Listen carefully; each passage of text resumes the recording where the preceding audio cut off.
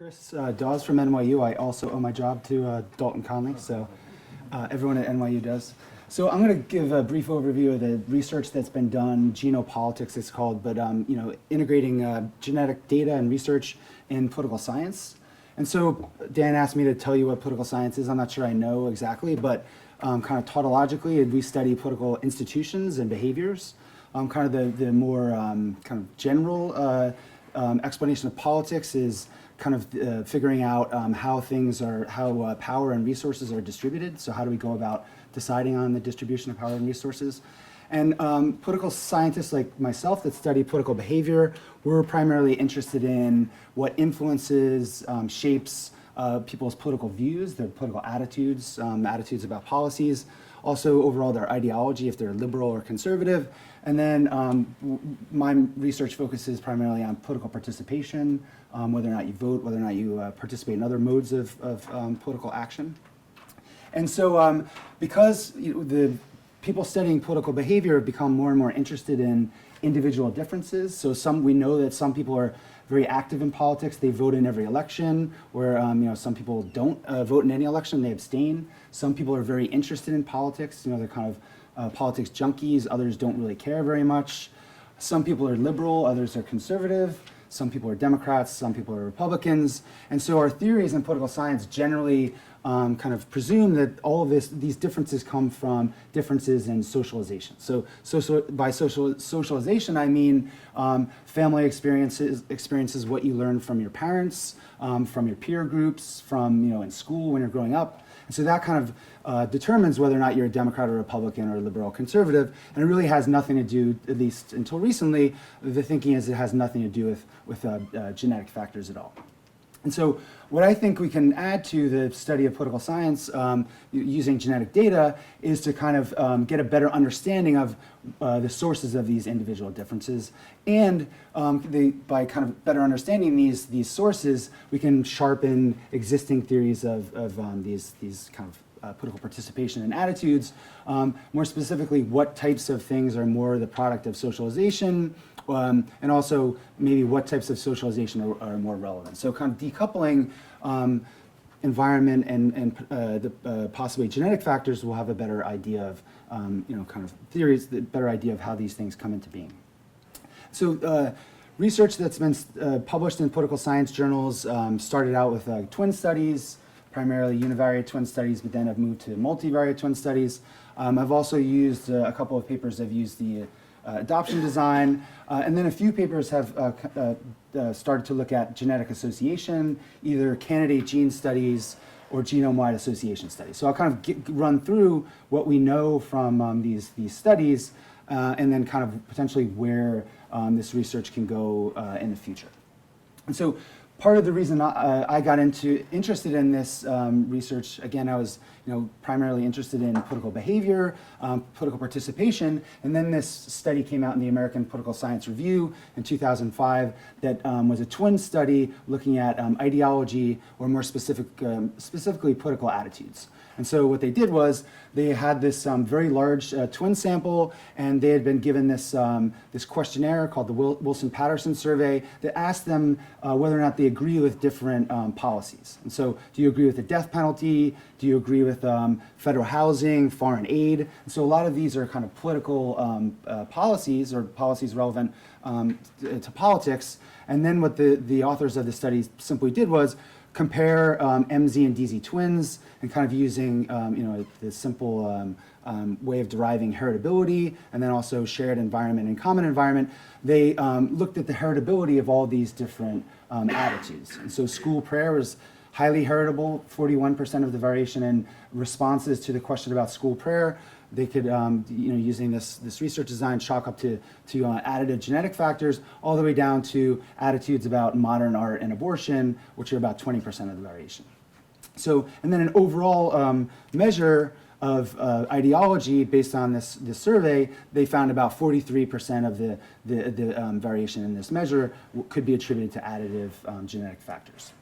And so, we know that if you'll hear tomorrow when David talks about heritability, that if there's assortative mating, that will bias downward your estimate of heritability. And it turns out there's there's evidence that assortative mating for ideology is pretty high, higher than about as high as education and as high as religiosity, much higher than physical traits like height and weight, and also personality traits. And so if you account for the possibility of assortative mating, the estimates of ideology and these policy attitudes actually goes up. And so there's this study by Hatemi that did this and found even stronger estimates of heritability for all these different political traits. And so also we could look at different points in time. So the heritability of ideology may not be the same at different points in the life course. So a follow-up study looked at different cohorts of twins. And so looking at twins when they're between 18 and 20 years old, there's no evidence of heritability of political ideology. But then once you get to 21 to 25 and then all the way out to 66 to 70, then you see this pretty strong estimates of heritability. So these authors, the conjecture was that when you're at home, you kind of have a different environment that you're operating under. You're living under your parents' kind of rules, or maybe they're more strongly influencing how you think about politics. But then once you're out on your own, we leave the house to go to college or get a job, then that's when the genetic influence kind of comes into being. That was at least the assertion of these authors.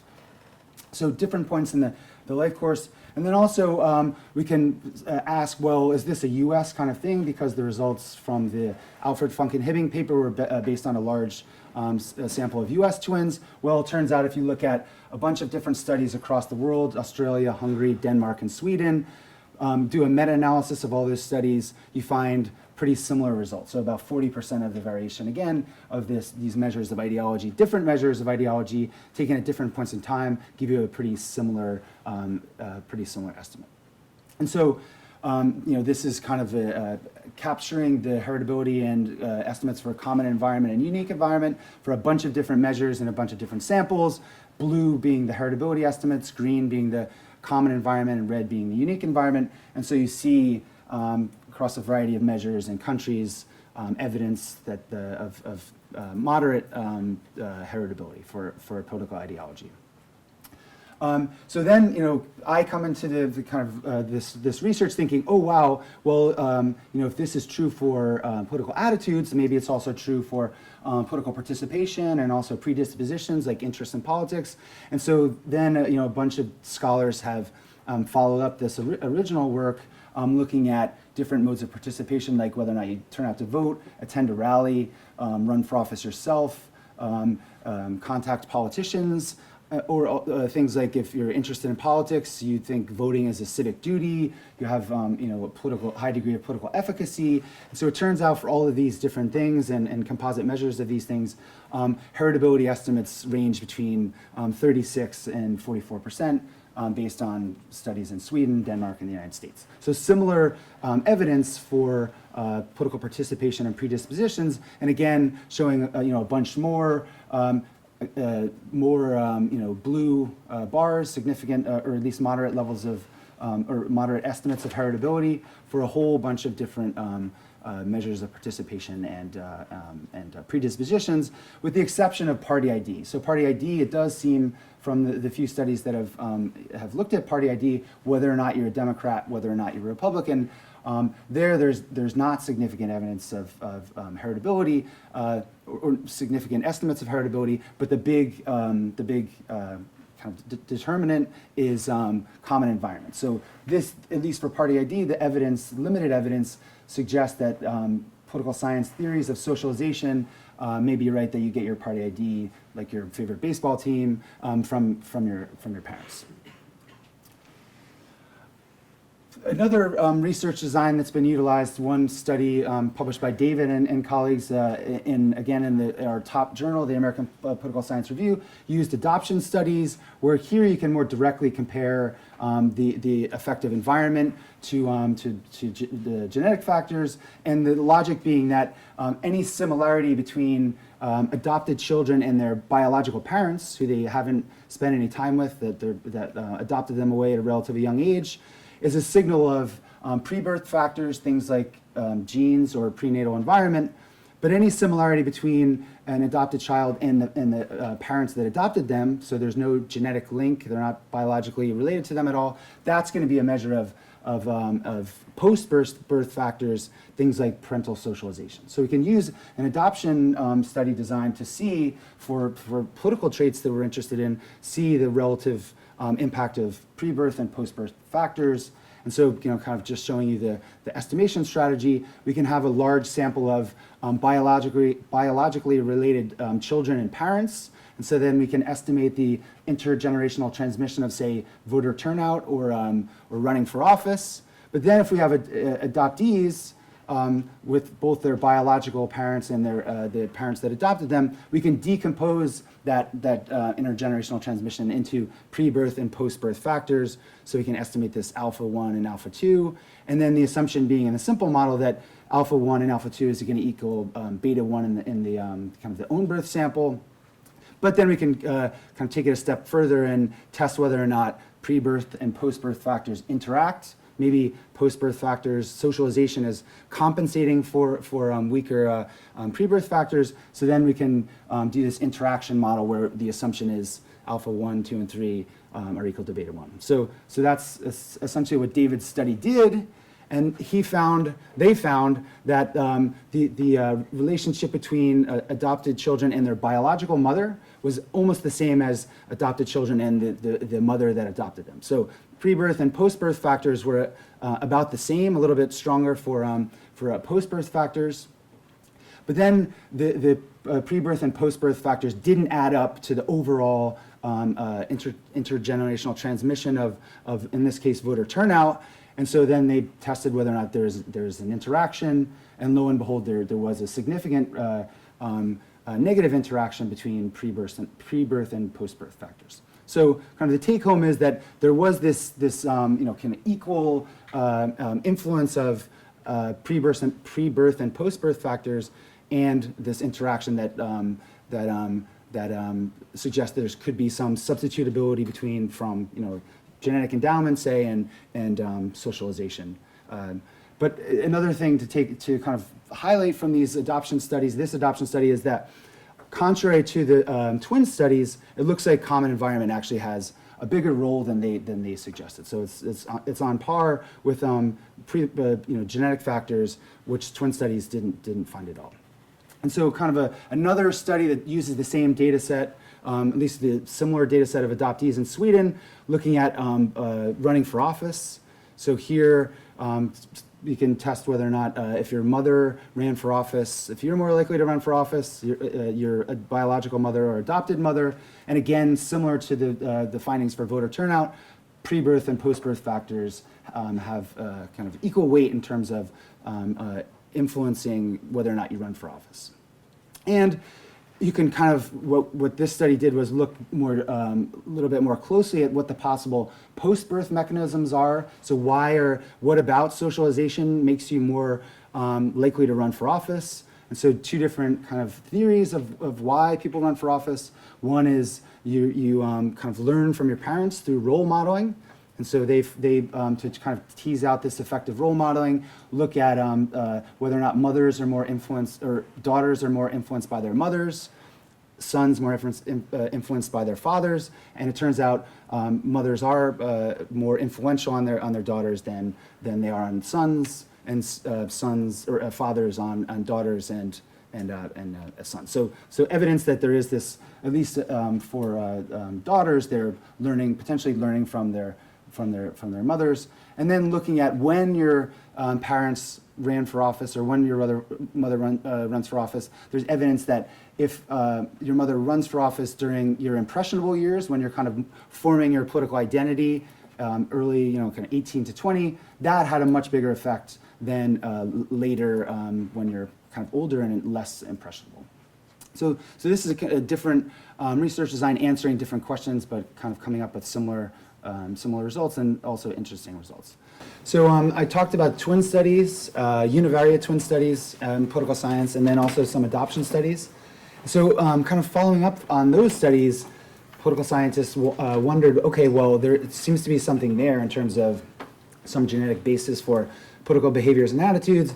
But then the question now is like, how do genes potentially influence these far downstream behaviors and attitudes? And so for that, political scientists have tried to employ a couple of different approaches. One is so some of the things that may come in between based on existing research, things like cognitive ability, educational attainment, personality traits, things like that. Political scientists have begun to explore using bivariate twin models. And so just a couple of examples. One study looked at measures of political ideology, kind of based on John Jost's theory of motivated social cognition, and seeing whether or not there was genetic overlap between these measures of ideology and big five personality traits. And so they found some evidence that in fact there was about 65% of the correlation between these measures of ideology and different personality traits could be attributed to a common set of genetic factors. Another study using slightly different measures of political ideology in Sweden found overlap with cognitive ability, measure of cognitive ability between 60 and 100% of the correlation could be attributed to genetic factors. And then finally, another study looked at the relationship between phobic fear and ideology, and again found that they shared some common genetic architecture. So there have been several of these bivariate kind of twin studies following up on the earlier univariate results, and more continue to be published. And then another one from me, and David, looking at participation and measures of personality, extroversion, and personal control, and also cognitive ability. And again, lots of overlap between these measures of participation and each of the personality traits and cognitive ability. So this gives us the potential that it could be that genes are influencing political behaviors and attitudes via personality traits and cognitive ability, but again, it may not be this mediation relationship. It could be completely due to pleiotropy, where genes are influencing these two things separately. So kind of lots of follow-up analysis is necessary to be able to disentangle the true causal relationship between these things. And so, kind of following from twin and adoption studies, then the natural question is, okay, they don't tell us anything about which genes are influencing these traits, so why don't we go and try to see if we find any association between specific genetic variants and, again, political behaviors and attitudes. And so there have been a couple of candidate gene studies looking at usual suspects in terms of 5-HTT, DRD2, DRD4, MAOA. But none of these have been replicated, and as Dan will continually say, these are relatively small samples, so it could be that it's likely that they're not well powered, so take these with a grain of salt. But they have, political scientists have had tried to run these association studies. And then also there have been two genome-wide association studies looking at political ideology. Actually, so this is something different. So this kind of illustrates the point that some of these results are not going to be replicated. So an earlier study based on about 2,500 subjects found an association between MAOA and voter turnout. A later study with about closer to 10,000 subjects couldn't replicate the same association. So until the adequately powered samples are available to us, take these results with a grain of salt.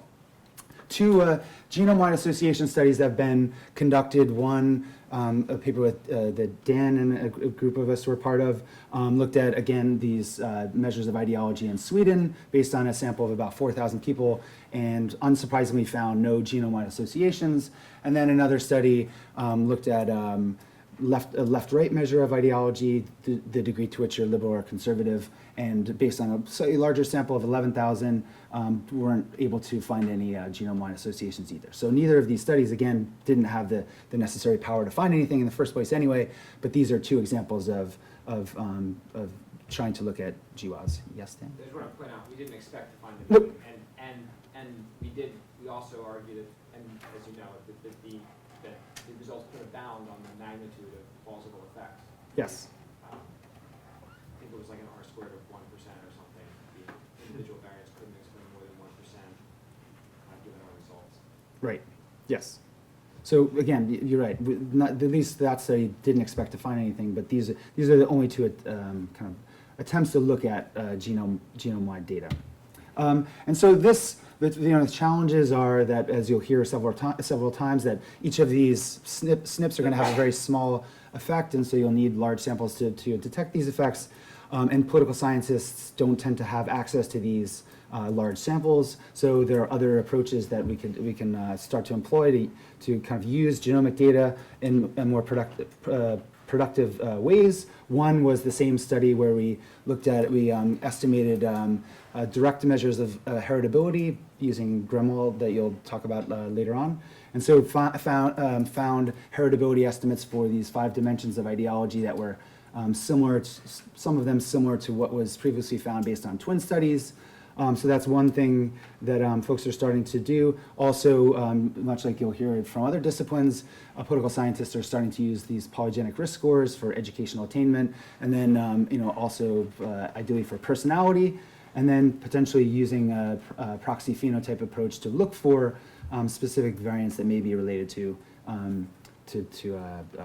political outcomes. And so kind of the take-home point from political science is based on twin studies, the political science fits the Turkheimer's 3 laws. First, that political science or political traits are heritable. Their effects, the effects of being raised in the same family is smaller than the effects of genes, but still most of the variation is accounted for by unique environment. These are all true for the political traits that have been studied. And then the association studies, I think, illustrate the 4th law that they're going to be, because these, the influence of any particular variant is going to be very, very small on a political trait. We're going to need very large samples to be able to find anything. So I think this fits in with what other disciplines have found.